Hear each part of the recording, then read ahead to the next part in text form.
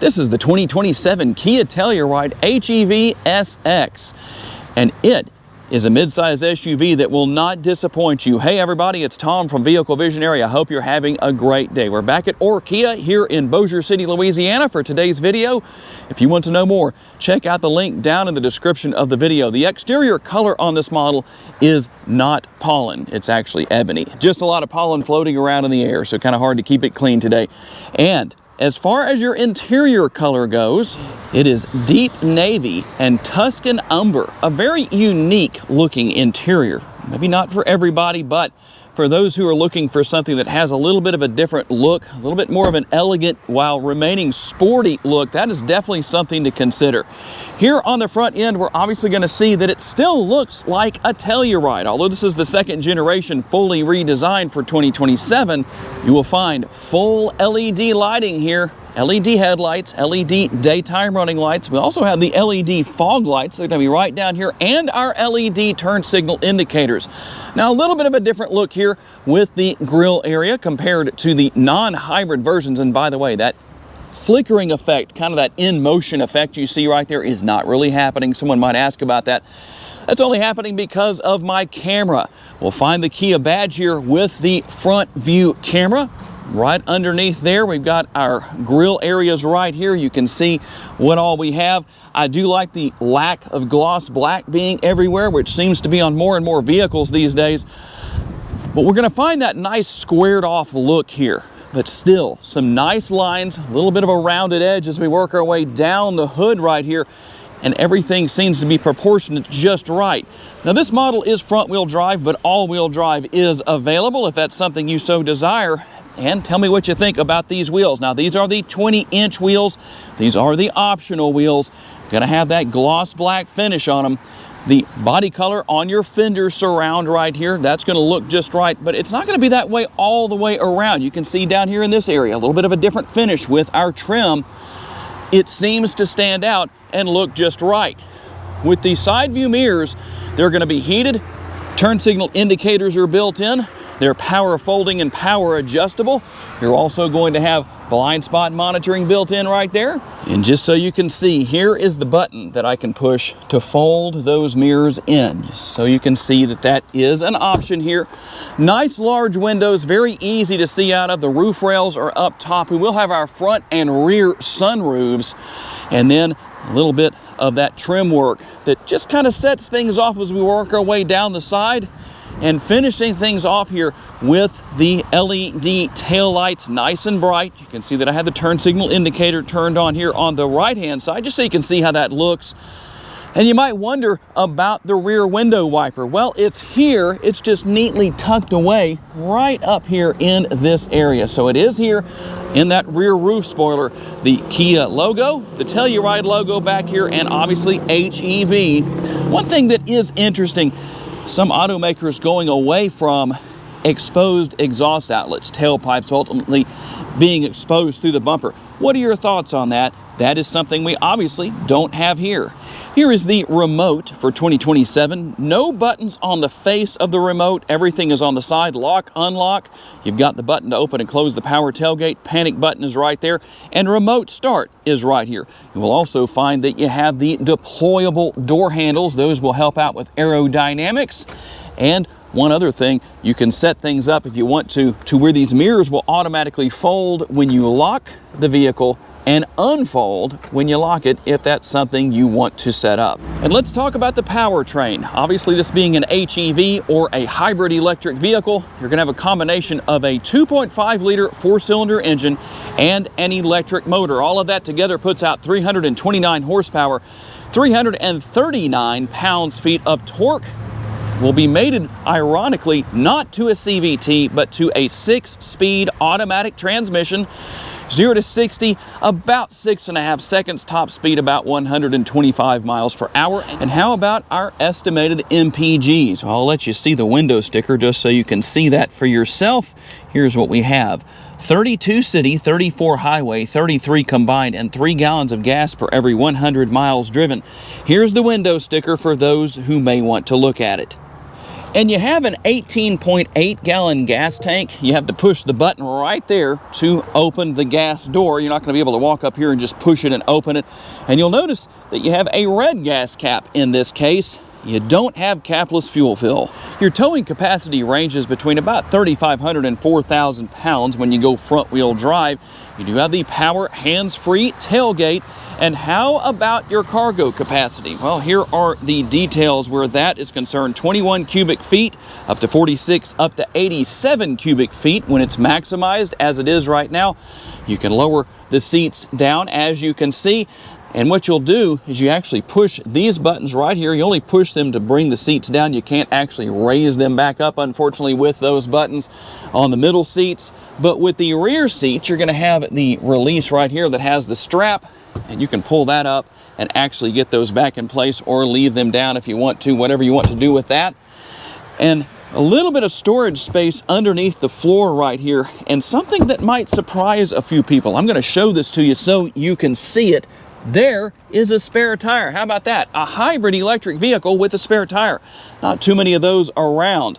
We'll also find not only a 12-volt power outlet right here. Over here on the left-hand side, we will find a 115-volt power outlet. So a lot going on where that is concerned. There is the rear sunroof. It does not open, but you do have the power shade that can be drawn back and forth. The front sunroof will open. And we'll take a look at what your second and third row passengers are going to find. Here is the privacy shade. Those can be put in place manually, just like that, on both windows. Plenty of room with the armrest, a little bit of padding right here, so that's nice and comfortable. The one thing that's very interesting here is the door handle for opening the doors. Instead of having something you pull on like this in an area down here maybe, it's right here, just so you can see what's here. Something that's a little bit different. The grab handle to close the doors right there. And the door bin or bottle holder will be right here. We can see our door sills right there. And you can recline the seats, as you can see by the seat over there on the passenger side. They do have the armrests built in. As always, I wish they were a little bit longer, maybe out to here, just the way it is. And to raise the seat backs back up into place, you can't just come here and just pull up on them. You've got to use this release to do that. And you have the button right here that will allow the seats to get up and out of the way to make gaining access to the third row a little bit easier. And while I'm standing here, you can also see that those seat backs for the third row also recline. Leg space is a little bit tight back here for me at 5'10", but it will get the job done. I can stick my leg through the pass-through right there if I have to have a little more space. The seats do slide back and forth, so you can change the positioning of the seats if so desired. And your passengers are going to find cup holders, USB port that will be on both the driver and passenger sides. There is the nice large sunroof, and also my favorite location for air conditioning vents for your second and third row passengers in that roof area right there. And you can see what else we have here as far as the cup holders and the USB port go. And there is another button on the top of the seat that can be used to get that up and out of the way if the second row passengers jump out and forget about the third row passengers. And there is a decent amount of ambient lighting throughout the interior. You can see some of that right there on the door panel on the passenger side over there. Nice to see that. We're also going to have our rear seat pockets on the back of each seat, and our cup holders, a little bit of storage space underneath that. The USB ports, as is common with Kia, will be located right here. And we'll also find that we have our control panel up here for the air conditioning, the third zone of climate control. We have dual in the front, single in the rear. You can adjust everything you need to back here as far as this goes. And once again, those air conditioning vents in the roof area and the oh crap handles will be located right here. And how about that all-important question, what's the sticker price? $52,460. What do you think about that price? Tell me down in the comment section. Let's see what else you get for that price.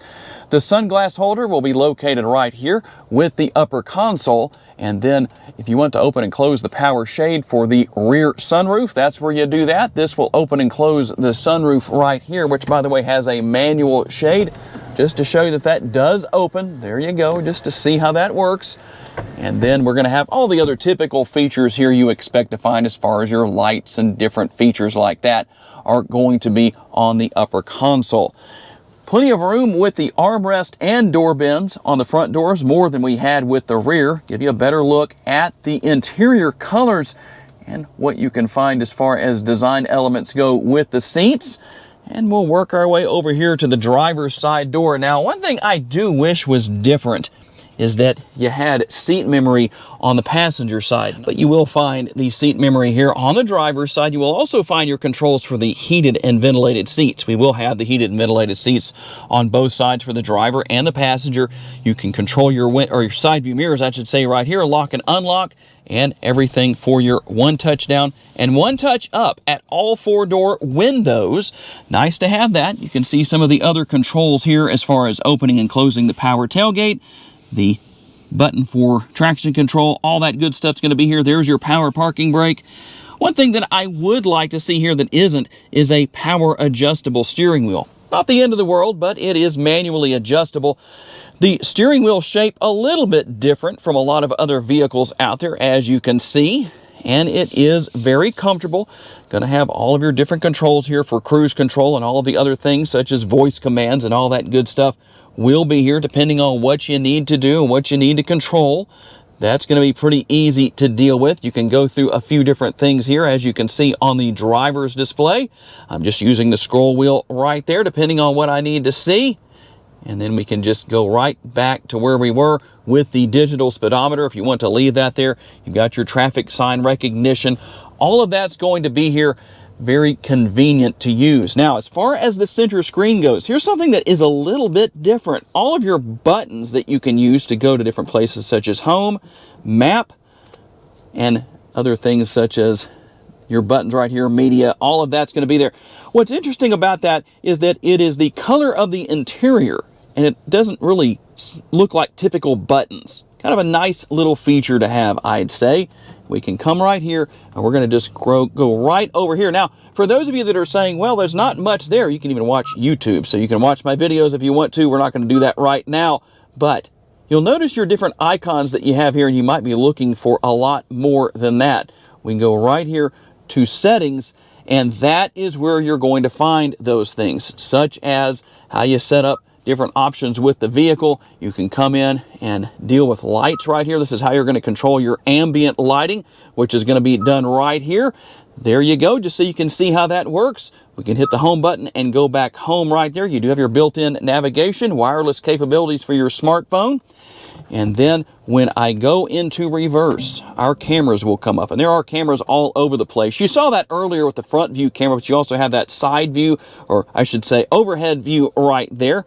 And then we can come right here and go right there. There's your side view with those side view mirrors. And then the overhead view will be here. And there is our rear view camera. Quite a few different things you can do here as far as that goes. If you want to see the surround view, you can do that. You can change it by just using your finger on the screen right there, and makes it nice and easy. Now, one thing I do want to go over real quick has to do with your steering wheel column controls. The steering column has the control right there for your front and rear window wipers, everything for your fog lights and your exterior lightings, headlights and tail lights. You can set that up on auto if you need to, and your blinkers are used right there. And here's one reason why you want to use the blinkers on this Telluride. When you turn them on, you'll get the view into your blind spot right there. But one thing that is very interesting is what we have right here.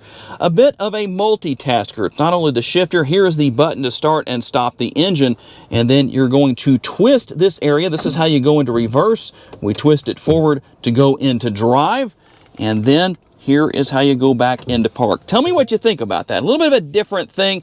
It's something that some of the Hyundais have had for a couple of years, seeing this on some Kias as well. What do you think about that? Do you like it? Do you not? Favorable, not favorable, neutral in your decision? I don't know. Tell me what you think. And here are the controls for your air conditioning. It is nice that you still have physical controls. It's not all on the screen, as some automakers are going to, but temperature, fan speed, you can see what all is here. You can go to your mode and all that good stuff. And then we also have the volume control right here for the radio, as you can see. Give you a quick look at that. And then here's your hazard light button, some USB connectivity right here. Now, I like the dual wireless charging pads. That's always nice. You've got your auto hold, your hill descent control is right there. You can push this button right here and that will bring your cameras up, so you don't have to go into reverse to do that. And then your park assist is right here. See a little bit of the ambient lighting right down here, so there is quite a bit. You can even see it kind of shining right there when I put my hand right there. As I said, there is a decent amount throughout the interior, just kind of hard to see in the bright light this morning. And cup holders and our space right here. If it tells you on the driver's display that you need to put the remote in the vehicle for it to start, this is where you're going to actually put that. And then we have our Bombay doors right here with the Telluride. The tray is removable and there is a reasonable amount of space within. One more thing before we hit the road for the test drive. You have the Meridian Premium Audio, and I'm going to let you hear a quick sampling.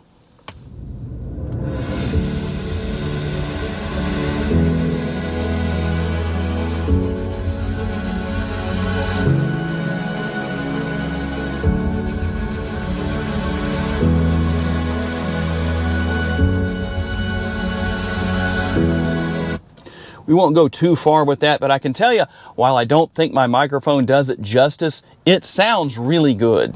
And how about driving this Telluride? Let me let you have a listen and hear the road noise.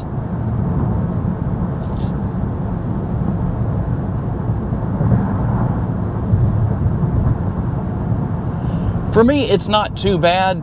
Everybody is going to have their different opinions on what's acceptable and not acceptable. My microphone, just like with the sampling of the audio, maybe not giving it the perfect opportunity to let you hear what it sounds like in person. We're doing the best we can with that, but at the end of the day, it actually sounds really good in here. To me, it's pretty quiet. A little bit louder than what it might be in a lot of driving scenarios because there's no radio on. The fan speed is on low for the air conditioning. So it's going to be a lot easier to pick up some of that noise than it might be otherwise.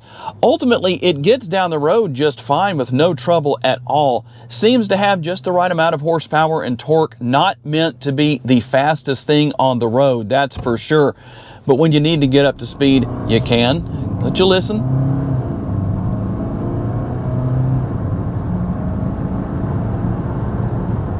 Just getting up to speed. And one of the big advantages here, most hybrid vehicles out there will not have a multi-speed transmission or of a CVT, or what's sometimes referred to as an eCVT. Not here. You've got that 6-speed automatic transmission that makes the driving so smooth that I'm driving a little faster than I should be, and now I need to slow back down. A very comfortable ride quality. And speaking of that, the ride quality is comfortable and so are the seats. A lot of adjustability built in here, especially with the driver's seat. Driver and passenger seats are power adjustable with lumbar support. With the driver's seat, you have that adjustability and the steering wheel, so all drivers of all heights should be able to handle getting things in just the right place where they're nice and comfortable and don't have any trouble seeing and enjoying their driving experience. The technology here, pretty easy to deal with, pretty easy to learn. You can find tutorials on YouTube if you need to see what you need to see about any of those options. You're going to have all the typical great safety features such as your lane keeping assist, blind spot monitoring, all your collision detection. All of that's going to be here. A lot of great things as far as that goes. Plenty of room, head space. The first 2 rows especially have more than enough space for passengers. The third row, obviously a little smaller. That's the case with a lot of 3-row SUVs, especially when you're in the mid-size segment as we are here. But in a pinch, adults could fit in that 3rd row. The gas and the brake pedal are very easy to manage, and the brake pedal seems to be very easy to adjust to, not something that is an issue as far as being overly aggressive, at least not by my standards. That does vary from one person to the next because it depends on what you're used to. I'm used to a very large GMC 2500 that doesn't just stop quickly. So to me, the brakes are going to feel like they work great here, because it's a little bit of a difference in the weight of the vehicles and obviously how the braking system is going to work based on that. But overall, I'd say Kia has done a really good job here. You've got great features and functionality, a few little differences as we've looked at here between the non-hybrid and the hybrid version of this 27 Telluride.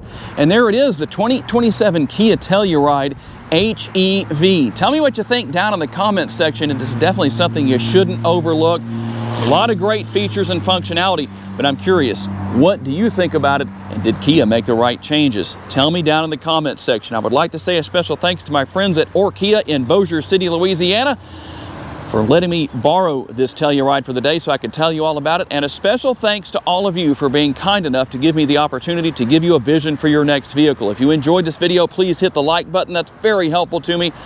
Make sure to subscribe and share this video on your timelines on social media so other people can see it. And if you would like to learn about additional vehicles you may wish to consider purchasing, check out the video that's on the screen right now, and I will see you there.